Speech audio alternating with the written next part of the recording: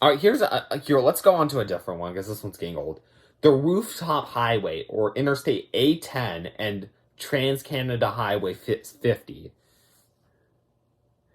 The Rooftop Highway. Yeah, I was wondering. At first, I was wondering why it said A10, because like I don't know, maybe it was like A for auto route, but no, it's an Alaska route. I don't know why. I don't know why that popped in my head for a second. For someone who's made a ton of Alaskan routes on this wiki, by a ton I mean two, but I should have known that. But the Rooftop Highway is highway spanning across Canada and the U.S., particularly Alaska. The Canada portion of the route is known as Trans-Canada Highway 50, as the most northernmost major route of the Trans-Canada Highways. The American portion is known as Interstate 10, 10 goes across most of the state to Port Hope. I basically made this exact route, minus the Alaska part, but it started in Dawson City, and then went to Whitehorse, then to Yellowknife, and then up through the islands to Aquila. I was really interested with the Arctic for some reason, because, I don't know, that was pretty cool. Alright. Interstate A10 begins at a junction between Interstate A3 and in Point Hope. Interstate A10 splits, I3 and A10 split. A10 has northeast to I cannot speak in Inuit stuff, so Ugavik, city name, where it splits with the spur IA11 or 110. After the route heads to Prudhoe Bay. Wait. Is this the same IA3 as in Anchorage and Seaward? Ugavik, is that Barrow? Is that Barrow's new name? Wait, I'm confused. Afterwards, the route enters downtown Prudhoe Bay and meets IA5 in the city. I think IA5 is my route, because I made an IA5 that was basically just the Dalton Highway from Prudhoe Bay to Fairbanks. That might be my route. I'm not 100% sure. After the route, the route leaves Prudhoe Bay and meets IA210 again. What? Okay, so is Prudhoe Bay a giant-ass city? Because why is there a bypass around it? I just realized that. Who would want to live in Prudhoe Bay? None of Prudhoe Bay's residents, I'm pretty sure, are permanent. Like, there's only, like, a fraction of them that are permanent. Because most of them are just oil miners who just go there to mine oil. I mean, oil attracts people mostly, but then it dies down, and then you're just left with Detroit again. So, okay, IA-10 then meets the Canadian border east of Mount Islo. In Utah, on IA-10 becomes Trans-Canada Highway 50. Yukon is very empty. No shit. The route just passes in between the Inuvik and Vutunu National Parks. Afterwards, it crosses into the Northwest Territories. The Northwest Territories, Trans-Canada Highway serves the small town of Inuvik. Okay, Inuvik's a real town, so I know that, in which it means Trans-Canada Highway 10. After that, the route curves up to the South Territory, North Territory area, where it meets Trans-Canada Highway 8. Afterwards, Trans-Canada Highway 50 crosses into Nunavut. Nunavut is by far the longest portion of the route, and then the route just ends there because, it's not finished. Okay. Alright, let's see all pages. All pages. What is a good one? Is there more like... Okay, so this one is, so this one, they actually changed because they realized the idea was so unrealistic, which I applaud them for, because that really is, like, actually kind of smart. Good job from learning from your mistakes. But I will never forgive your sins, so, I don't know why I said that, I'm not even religious, but, Interstate 775. Interstate 75 was a major north-south auxiliary route, interstate highway of Interstate 75. Originally, Interstate 775 spanned from somewhere in Tampa, I believe, to Cleveland, Ohio. Florida to Ohio.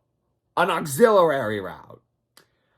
They changed it, thank God, but, like, it's still a little cuckoo. The Papua New Guinea Highlands Freeway. This is actually really creative. I like this idea. What? I mean, as long as they don't build bridges across the ocean, I'm going to jinx it, but it's fine. The Highlands Freeway is... This is actually really creative. Holy crap. I'm not reading all of it because I don't really care. I actually like this idea. Good job on the Hypothetical Highways Wiki for actually coming up with something interesting. I love it. What is Project Access? Does Project Access is an extensive project that affected nearly the entire United States. Oh God, we're building more roads. Guys, just stop building roads. Okay, I love our road network. I love roads, but we already have enough. Build high-speed rail. Let other people have fun. God. Is an extensive project that was near... Okay, yeah, I already read that. Its main purpose was to boost accessibility throughout the United States. High-speed rail. Which consisted of extending and creating auxiliary and parent interstates. The project was launched on August 14th, 2028, and ended in July 7th, 2081. So basically, this lists 5 interstates. One's an auxiliary route in South Carolina. The other is an extension of Interstate 99 that goes from where it ends to Syracuse. Interstate 190, which is just a rerouting of the westernmost point of Interstate 190 that leads it to the Niagara Sea Parkway. Just why? I don't get why people think making scenic interstates is a good idea. It's not a good idea. Okay?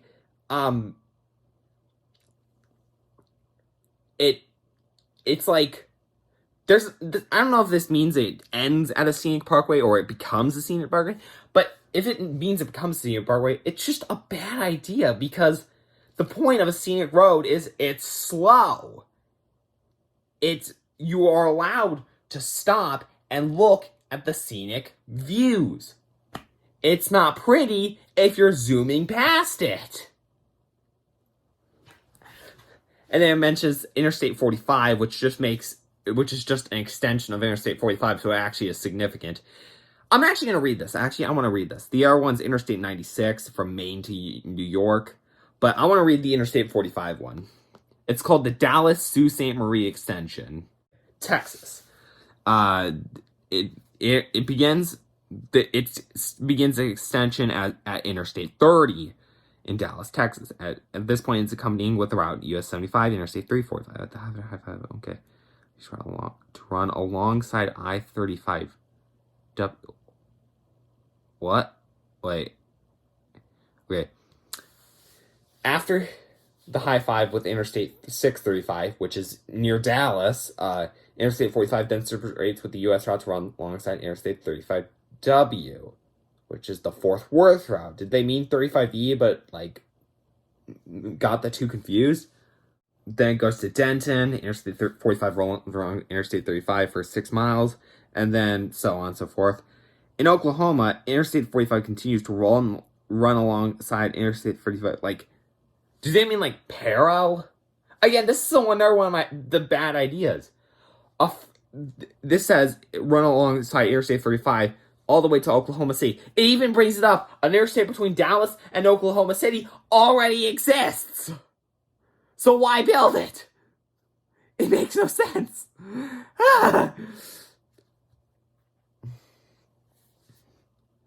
In which Interstate 45 finally separates from Interstate 35 and runs along Interstate 44. Now you're just changing routes.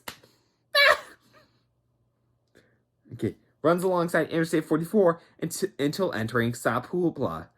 Sapulpa? I don't know. I'm not good at pronouncing city names. During Sapulpa. Yeah, it's like, yeah.